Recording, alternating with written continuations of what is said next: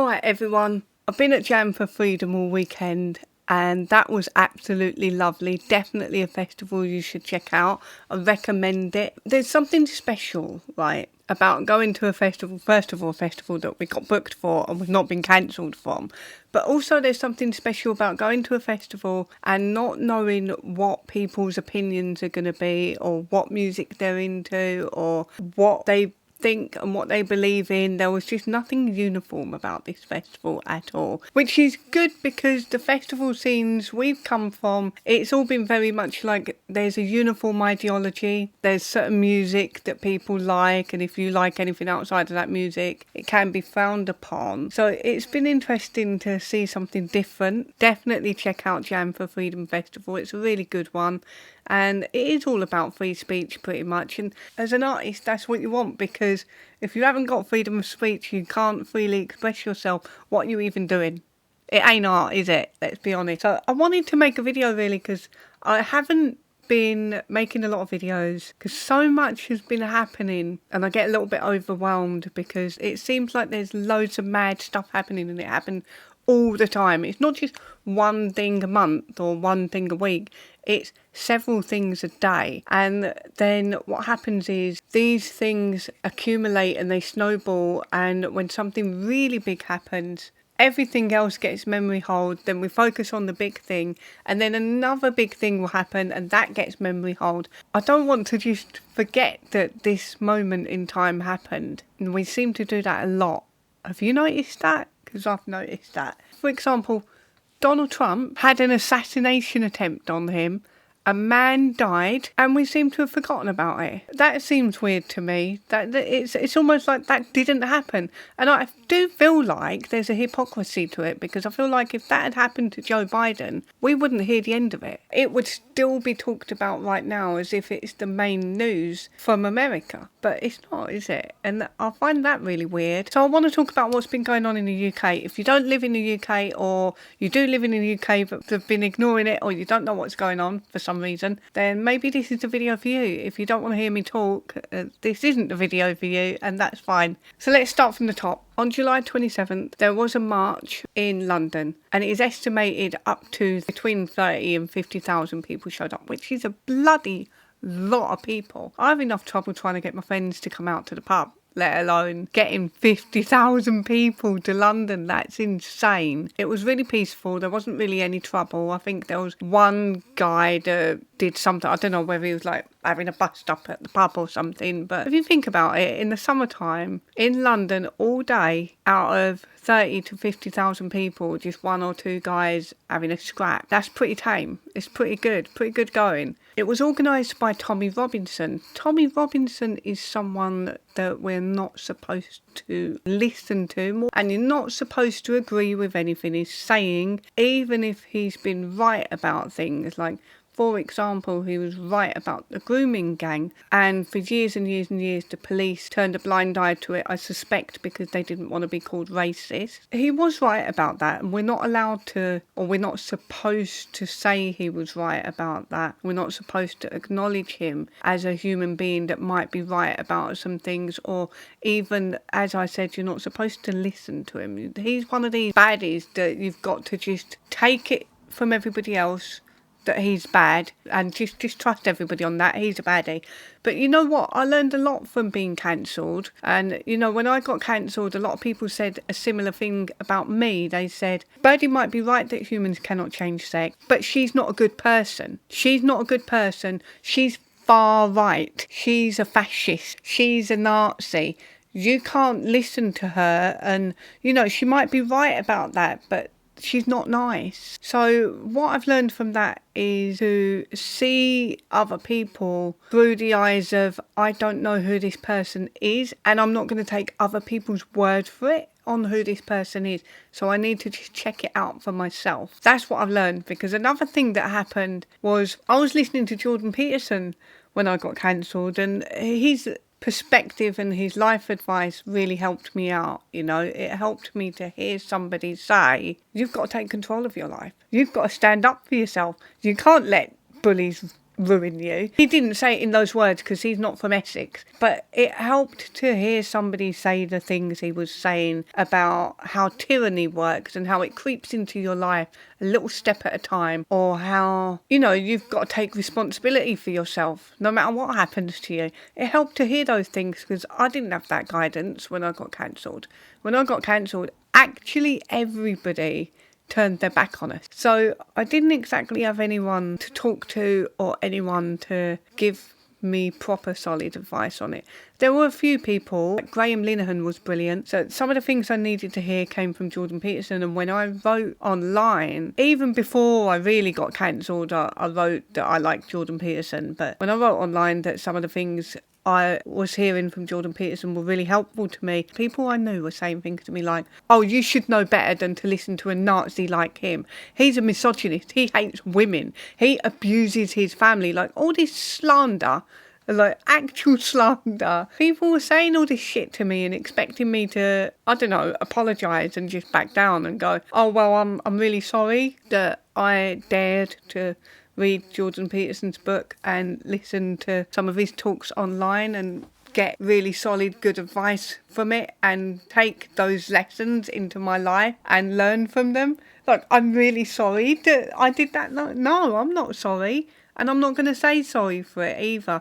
And I'll never apologise for using my own eyes and my own ears and my own mind to decide for myself how I'm going to think and how I'm going to navigate through my own life. When it comes to someone like Tommy Robinson, there was a lot of noise about Tommy this, Tommy that, he's this, he's that, blah, blah, blah. I'm not interested in it. I can decide for myself. I will go and I will listen to him and I will think for myself on it. Thank you very much. In the meantime, what I'm more interested in is why 50,000 people showed up in London that day. What was it all about? That's what I'm more interested in. I'm not interested in this person's a baddie and you're not allowed to listen to him. And all these people that went to the event that he organised, they're also baddies too. Because you know what? I'm not buying it. People were using words like far right and fascist and racist, and I just don't buy it. I looked at that march. I looked at the live stream. I looked at the people that were there.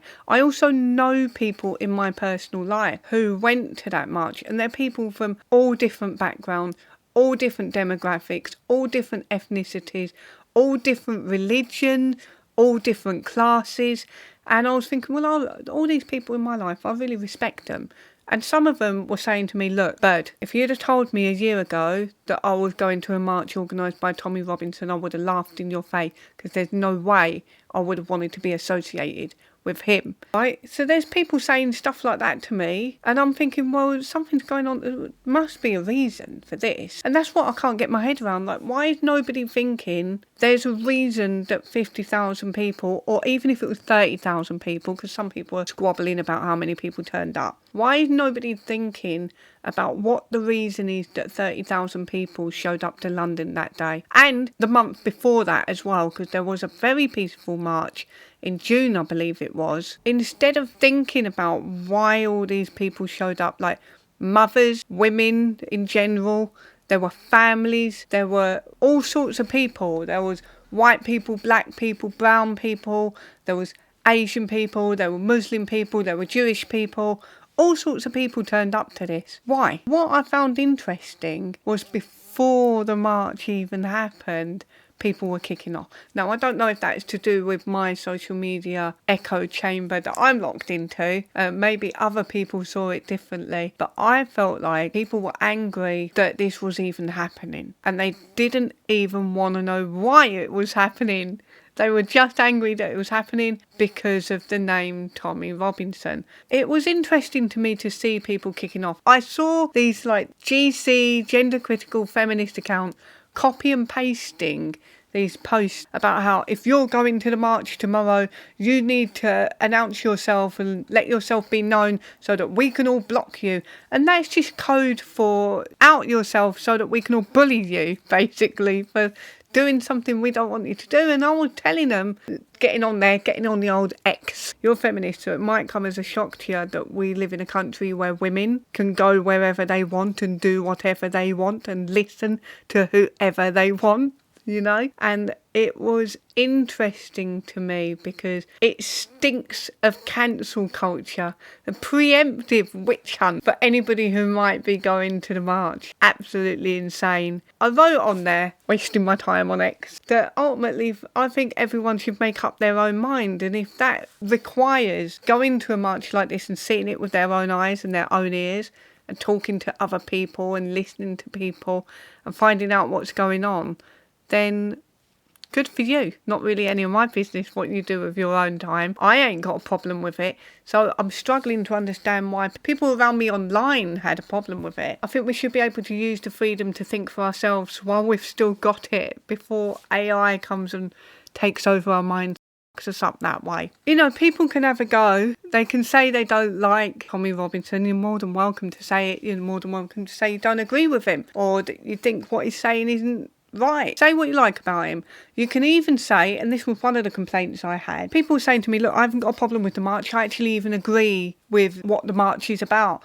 I just don't like him. And my answer to that is, you don't get to pick the figurehead or the leader if everybody else is too scared to say what he's saying. You know? You just don't get to pick it. You don't get to go, well, this is right, but I don't want that person saying it. Because that's what people say about me. Oh, Birdie's right that humans cannot change sex, but she's not the person who should be saying it. Who's the right person then? I'm sure there's a nicer woman than me out there who speaks nicely, properly, pronounces her words properly, who looks beautiful and has flowy hair and wears dresses and has a calm demeanour and is just wonderful and softly spoken. I'm sure there's a woman out there, maybe that's Helen Joyce. She's pretty good, right?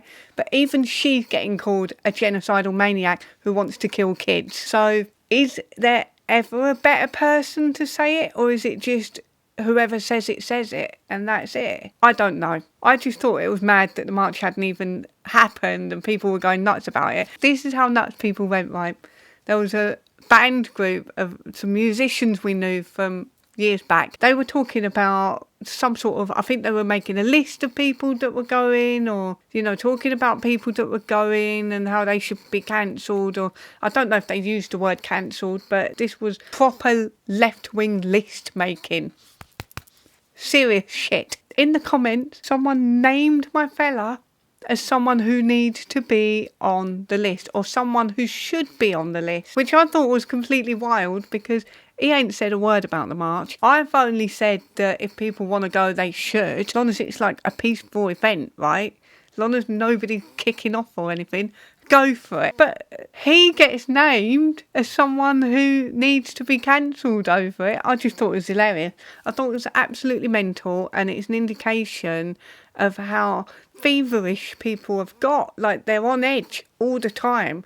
And I think there's so much going on, so many triggers, and we're being trolled mercilessly by our tech and media overlords and our government overlords, and everyone's trolling her. It's making people a bit mad, isn't it? My fellow weren't even attending. Anyway, I didn't attend. We went on holiday to Wales, which, by the way, beautiful place, but can I just say your hay fever is the worst. Welsh countryside tried to murder me to death and I ain't having it. So I'm officially not really a fan of Wales, okay? You want to come for me for that?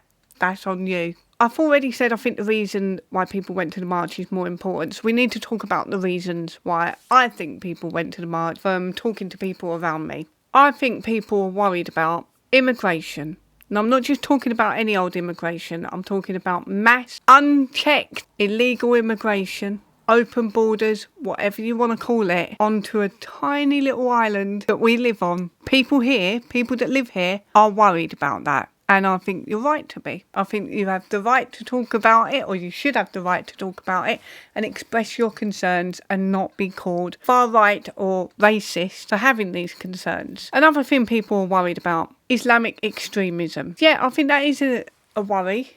And people should be worried about that as well, because that don't seem to be calming down anytime soon. Anti-Semitism, people worried about that. Yep, sure, I can see that. Trans ideology, definitely. You know, I've been worried about that for a long time. I've been very outspoken about my concerns about what we're doing, sterilising kids and forcing women to compete with men in the women's category of sports, or forcing little girls and teenage girls to share toilets with grown men. People worried about two-tier policing. That's definitely something that is increasingly starting to affect us all. Even I've been affected by it in my own life, and I'm thinking of making a video actually about my two-tier policing experience, because it is wild when you see it up front in your own face. Media tribalism. I think that's actually that's one of my biggest issues. I am concerned about everything else I've listed, but if I was to put them in order of what I'm concerned about, media tribalism would be a little bit higher up,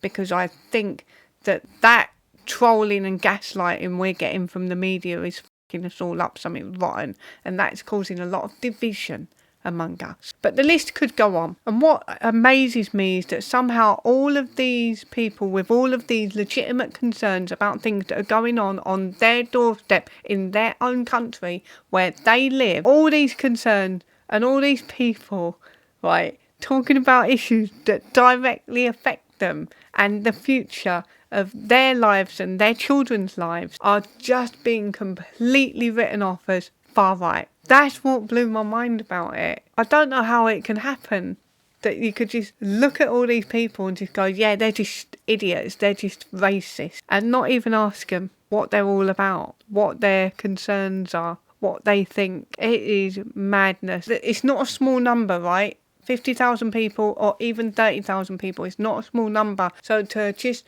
disregard them, and that's what happened, and it wasn't just by people online disregarding them.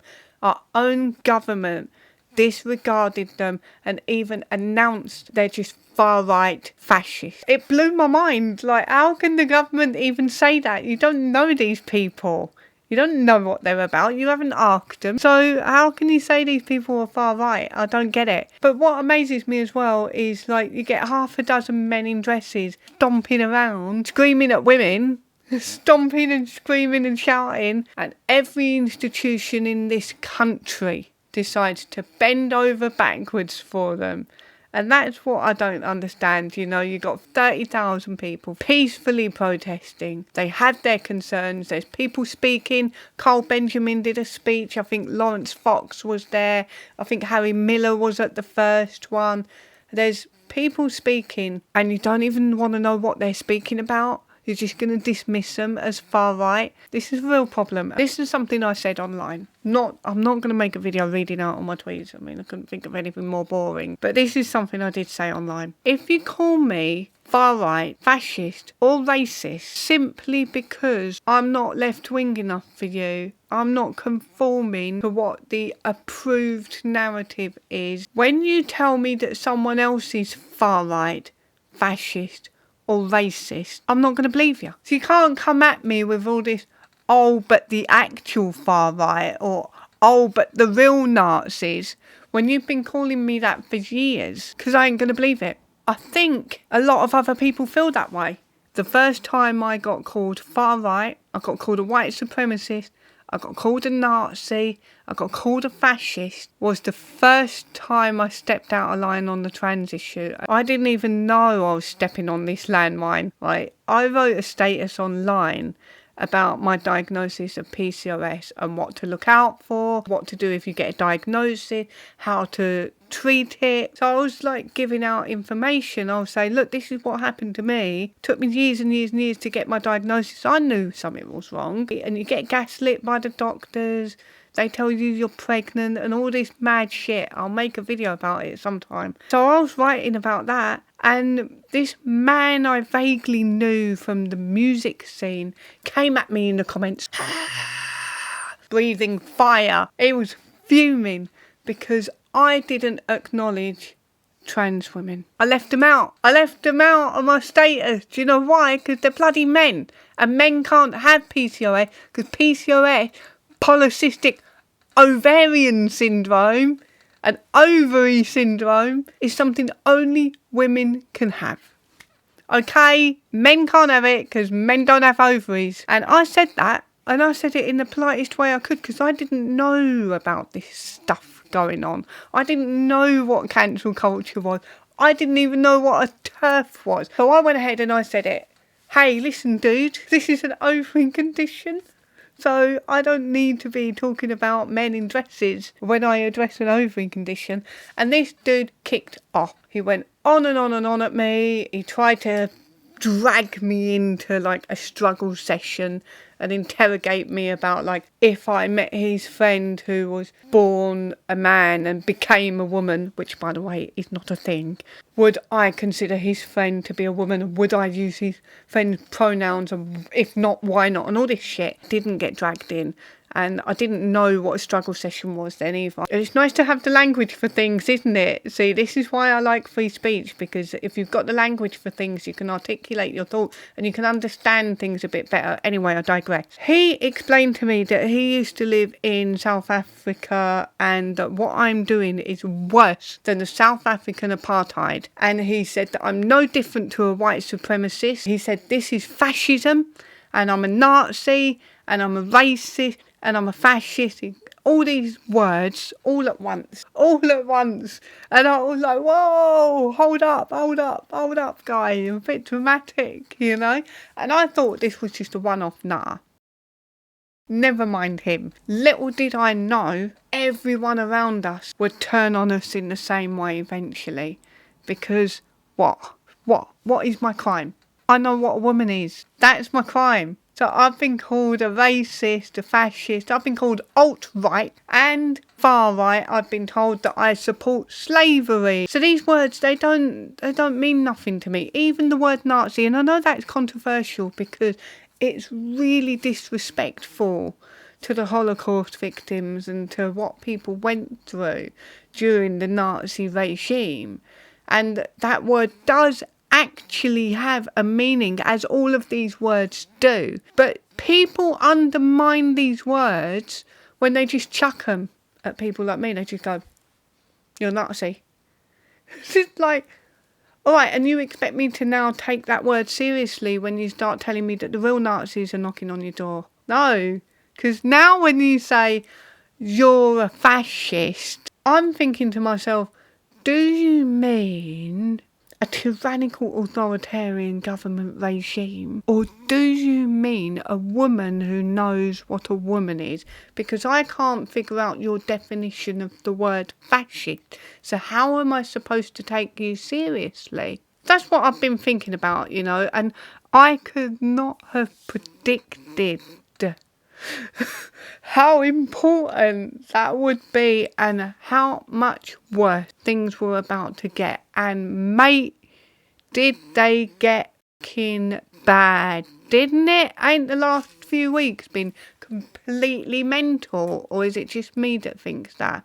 Because I have just been like blown away by how mad things got. Can we just have like a quiet year in England? No, just a boring one where the most exciting thing that happens is a new flavour of crisps or something. Now I'm going to start talking about what's happened in the last couple of weeks. On July 29th, it's the start of the summer holidays. All the children in the country would have been excited. You get 6 weeks off school. That's amazing. Get to go away and go on holiday and do stuff with your friends and all sorts. Just chill all summer. And in Stockport, England, at a Taylor Swift dance class, a man turned up in a taxi cab and he got out of that cab and he went into this Taylor Swift dance class where all the little girls are and he attacked them and he killed 3 of them. Now I couldn't think of anything worse than harming or killing kids. And I think most people agree with me on that because the country was pretty upset. Absolutely devastating. The news swept like wildfire. There was a man in the news who stopped to help at the scene and stopped the stabbing. It's a good thing to see. There's been another one this week, actually. I haven't got to it, but there's been another one a couple of days ago. A man in London stabbed a mother and her 11-year-old daughter. I'm seeing a little bit of a theme here with attacking little girls. You know, the Taylor Swift dance class, and we had a few years ago with Ariana Grande's concert when a bomb went off there. So I'm seeing a bit of a theme. So for a man to intervene at the dance class, and the other day in London another man intervened and tackled the knifeman off of the little girl. That really makes me feel like we need more men like that in society. As a side note, I have been worried about men being denigrated and masculinity being demonised, and then something like this happens and we want that masculinity. We want these men to step up and defend women and defend children. I think it would be good to see men be encouraged to be men a bit more, but that's a side note. To add to the environment of anger and shock that everybody was feeling, the police were refusing to let the public know anything about the perpetrator, which just caused so much of a stir, especially online. And there's two sides to this, you know. Like, I think it's a natural instinct for people to want to know everything they can about a potential threat, and I think that's a survival mechanism. If we don't want to know about a potential threat, then how would we have survived? We're like pretty much built for looking for threats, right? That's what anxiety is. And that is your brain telling you there is an immediate threat and you need to figure out what that threat is. So yeah, I think it's normal. I think it's normal for people to want to know everything they can about this but the police can't just go giving out names of perpetrators. They can't just go giving out clues if they're going to have an investigation. There has to be a certain amount of shit they keep to themselves. The reason I think this was problematic is because most people don't trust the police or the media, and for good reason as well. When a horrific attack happens, like it did at the Taylor Swift dance class, I don't think it's fair to demonise people for speculating about the perpetrator's sex, about his ethnicity, about his religion, when it is the human survival instinct to want to identify the threat in your environment. But also, we are in turbulent times and people are looking at patterns, or they're looking for patterns. That's another thing we do that's a survival instinct, right? But it's not as if there haven't been any terrorist attacks or isolated incidents of attack by illegal immigrants or religious extremists, specifically from the Islamic religion. So the fact that people were online saying things like, I just know all the gammons will blame the Muslims for this, to me it spoke to a few things. Like, first of all, you're calling people gammons. Stop it. Stop acting like you're not a racist when you're calling white people gammons. People writing that also thought of the Muslims first, which I thought was funny, because it was like, oh, I bet when you saw this, the first thing you thought of was Muslims. And it's like, well, that's the first thing you thought of as well. You know, that's interesting, isn't it? There's zero trust in the police, the media, the government, okay? Nobody trusts anybody. And that is not just like random, that's earned mistrust. That fuels the speculation. Because if we trusted the police and we trusted the media, we trusted journalists and we trusted the politicians, that would go a long way to quieting things down. And people would just trust and wait to hear the information, and they don't. They don't trust it, so they're going to speculate, and everybody's going to go, oh, is this true, is that true, is that one line, is this one line, why are they wording it this way, what are they covering up? Because, you know, the police and the media have fallen for covering shit up, like the grooming gang. There's things going on here that's causing these reactions, and then other people reacting to these reactions like these reactions are completely unjustified, and the only reason anybody would ever speculate is because they're bigoted somehow, and I'm just not buying it. So look, after plenty of public pressure, the police did release the name of the perpetrator. 17-year-old Alex Maganwa Rudakubana. He was born here. He comes from Wales. His parents are from Rwanda, so he's a second-generation immigrant. And I did note that in my mind because I thought, well, that's interesting, because I wonder if there is something going on with second-generation immigrant.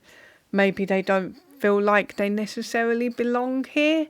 Maybe they have like some sort of an identity crisis, but that's just me speculating, because that's where my mind goes, and it's totally normal for people to speculate and think. You can't stop people from doing it, honestly. And he's now been charged with 3 counts of murder and 10 counts of attempted murder. The media did something that I think is horrible, and this is the reason I'm saying we're all being trolled. The media started posting pictures of this perpetrator as a child and a young teenager, whilst quoting him as being a quiet boy, like trying to make him look all innocent and get us to feel bad for him. But he did a fucking bad thing. He murdered 3 little girls and had tried to murder 10 others. That's serious shit.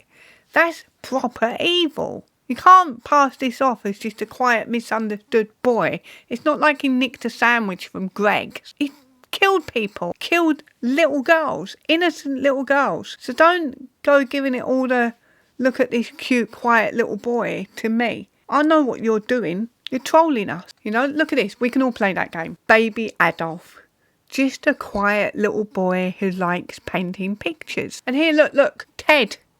Just a quiet little boy. Baby Fred West. Just a quiet little boy.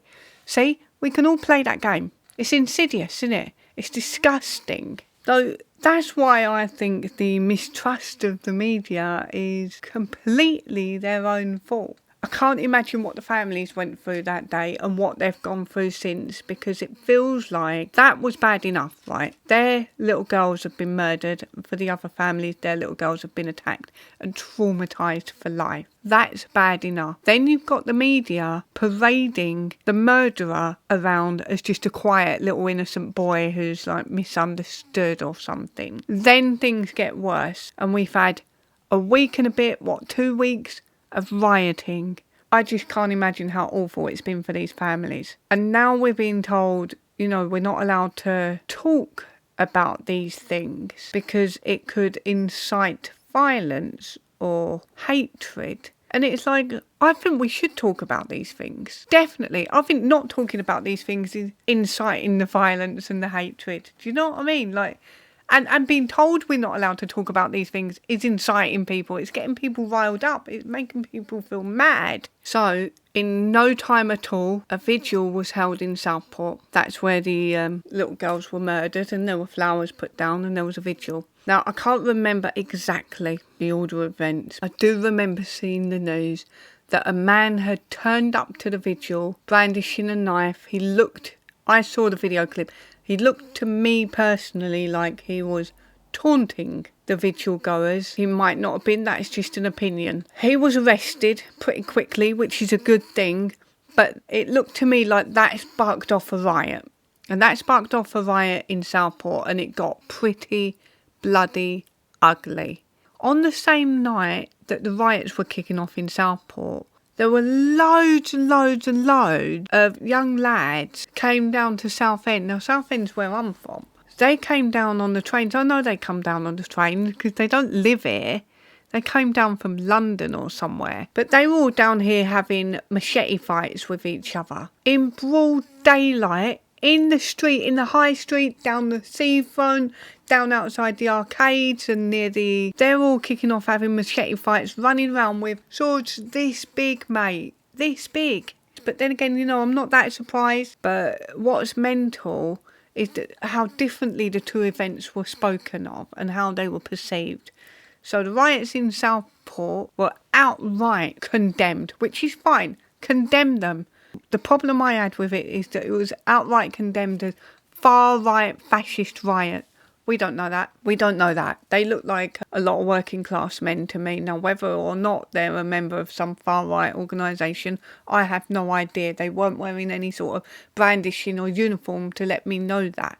I have no idea what their ideology is or their politics. So I have no way to tell that they're far-right, but they were definitely out having a riot and they shouldn't have been. So okay, condemn it, but you didn't have to condemn it as a far-right fascist riot. That was not necessary. At the same time, the Southend machete fights, those were brushed off almost as like just a boys being boys thing. And I couldn't get my head around that. Like, I'm not joking. I had people in my comment section trying to tell me machete fights are normal in England. Really? I don't remember this when I was a kid. I don't remember machete fights being the thing. I mean, fights happened, but not machetes. These lads were carrying them up their sleeve in their tracksuit. How mental's that? I had someone tell me that this is no different to the mods and rockers in the 70s.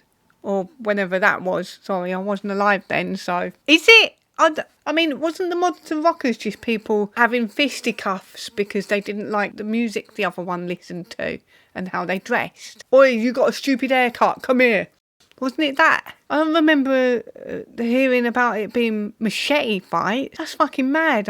If that is the case, I'm looking forward to the next Quadrophenia film out about the young lads with machetes. Absolutely mad. This is not a part of normal everyday British culture, and you can't convince me that it is, because it ain't. I forgot to mention as well, the week before all of this, there was a riot in Leeds, in Hare Hills. Right, what started it off was, I believe there were some children were taken away from their parents. The police took them because I think social services has the police do that sort of job. And everyone in the community was kicking off. When the riots happened, in my eyes, it was treated completely different to the Southport riots. What was interesting about it is that nobody called that a far-right fascist riot. I remember him saying something like, we need to have a discussion with the community leaders. Now, I didn't even know community leaders were a thing.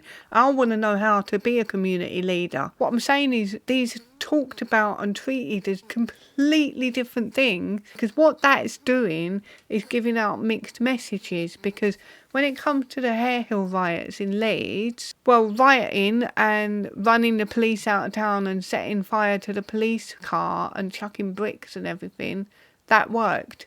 That got them what they wanted. So how come it didn't work in Southport when white working class men kicked off and generally doing the same thing that was done in Leeds the week before? They don't get a sit down with the community leader. They don't get anyone offering to sit down and listen to them or to hear them out. They get called far-right fascists and condemned right off the bat. And like I said, I don't mind the condemning of the riots, but the far-right fascist bit I do mind. The community in Hare Hill, were they not far-right fascists?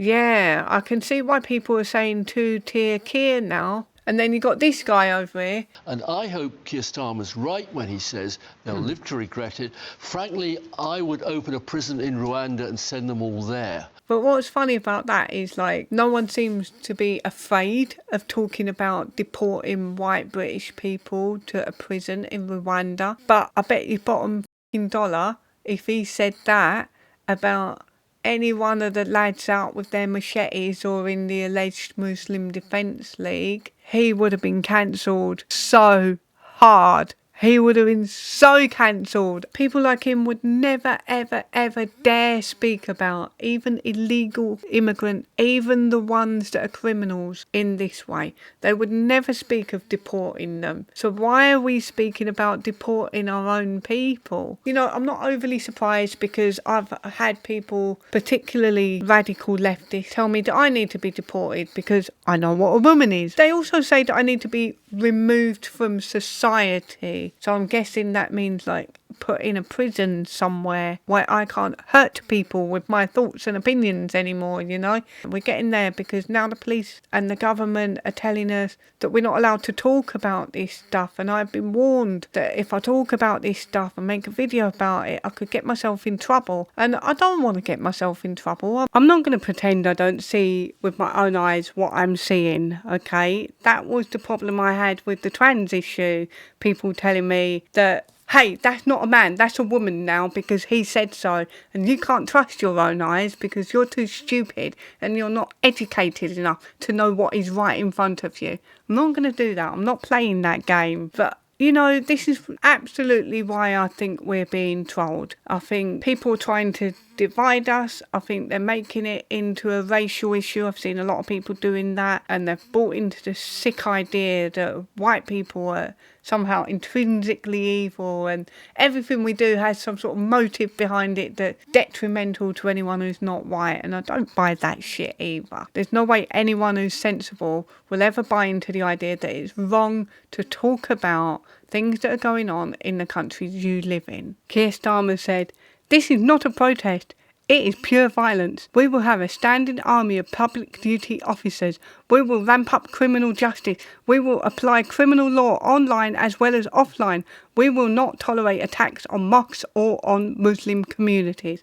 Okay, well, the last line is fair enough, right? You shouldn't be attacking mosques and you shouldn't be attacking Muslims. And let me just point out, we will ramp up criminal justice. We will apply criminal law online as well as offline. Does anyone else feel like this is just being used as an excuse to ramp up some more mental laws about what we can and cannot say online and offline? Because that's what I feel like. Elon Musk wrote, "Shouldn't you be concerned about attacks on all communities?" And I agree with him. I just don't think our politicians are doing anything to simmer this down. They're ramping it up. They're dividing people even more. Oh, and another thing I wanted to say, right? So I said, look, I can see why these guys are kicking off. Because to me it looks like a bunch of working class white guys. I mean, looks like normal guys to me. I'm not saying it's okay to kick off. It's about people feeling like they've not been heard and they're not being listened to, and their concerns and their worries are not being taken seriously. That's the way I see it. Not saying they were right to kick off and start smashing shit up, because I don't think that normally gets you what you want. It's more about the frustration of it, you know. How many more of these attacks do we need to see? And how many more times are we going to be told, no, you're just a scumbag, you need to stop being racist? Well, I don't even think really the riots were about that entirely, because the riots continued for another week or so. I think the girls being murdered and the guy turning up taunting people, brandishing a knife, that was the straw that broke the camel's back. It was the trigger point. I think this could have happened at any time. I think people have been boiling under the surface for a long time now, feeling like they're not listened to, they're not taken seriously, we get brushed off as just gammons and fascists and Nazis, and oh, you're white so you're racist and all this shit. I think people are sick of hearing it. They're sick of being dismissed. They're sick of being spoken about and spoken to like they're scum. I get it all the time, right? People tell me I'm uneducated, I'm naive, I don't understand the issue. Look, mate, I've got eyes, okay? I've got eyes. I've got a mind. I can use it and I trust myself. I'll look for myself. Because I said that online, people started telling me that I'm far right. I'm a fascist. And I'm a far right fascist sympathiser, and Tommy Robinson this and Tommy Robinson that. And I was like, hang on a minute. These are separate things. This is totally separate. Tommy Robinson organised an event months and months and months in advance called Uniting Kingdom. It was all about bringing people together, your community, your local people. What can we feel common ground on, right? And the march before that was about two-tier policing and how it's not fair, and, you know, the police should be impartial and all of this. So what's that got to do with the Southport riots after 3 little girls are murdered? You know, it doesn't add up to me. Immediately people were like, well, you said it was okay to go to the Tommy Robinson march, so therefore you support the riots, and why aren't you condemning it? Stating the obvious, isn't it? It's like people going, why won't you say racism is bad? Well, because we all know it's bad. I don't have to say it's bad. It's like going to me, why won't you say the sky is blue? Well, because we can all see it's blue. I don't need to say it, mate. But I can put forth my opinion that I do wonder why people are not stopping to think, why people are acting the way they act, and why people are doing the things they do and saying the things they say. Because I think it's worth thinking about why. So yeah, for about a week, it felt like the entire country had gone completely mental. Well, I say gone mental, I mean more mental than ever. Do you know what I mean? Am I the only one feeling that way? Anyway, there's only so much gaslighting, being abused and told you're scum, being talked about like you're scum, being told you're stupid, you're ignorant, you're uneducated, you're too naive. There's only so much people are going to put up with, right? Because we can see, we've got our own eyes. Okay, we can see. Most people just have a grumble and a cup of tea and get on with it. But now people are getting fed up. Like I said, I don't agree with rioting. I don't agree with attacking the police. I think it's wrong. I think it was stupid to go out protesting. But here's the thing. I also don't agree with people who are sneeringly looking down on the frustration of ordinary people who are scared. People are angry, and most importantly, people don't trust the institutions around us that are supposed to be protecting us, telling us the truth without favouring any one group in particular for any reason whatsoever. We can't trust the institutions that are lying to us, and that is very destabilising. It makes you feel very, very unmoored. You're not very grounded anymore, I would say. And people are not going to put up with the double standards as well, like I said. Either all of it's wrong or some of it's okay because some groups are allowed to do it and some groups aren't. Which one is it?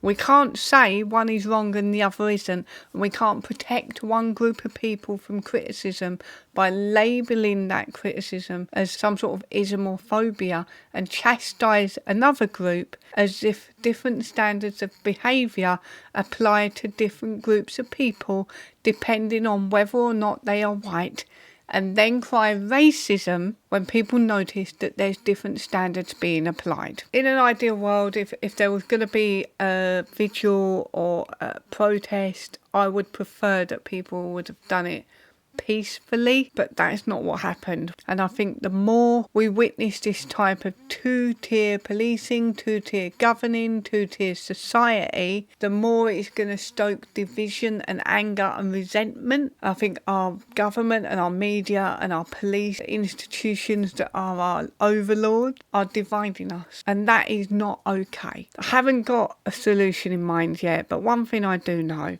is that labelling everyone and everything far right, fascist or racist ain't going to make anything better. Using the law to throw weight around excessively is not going to work, and it's not going to make anything better. Threatening to arrest and imprison anyone who dares to talk about what's been happening or share videos of what's been happening is also not going to make anything better. The truth is more important than anything.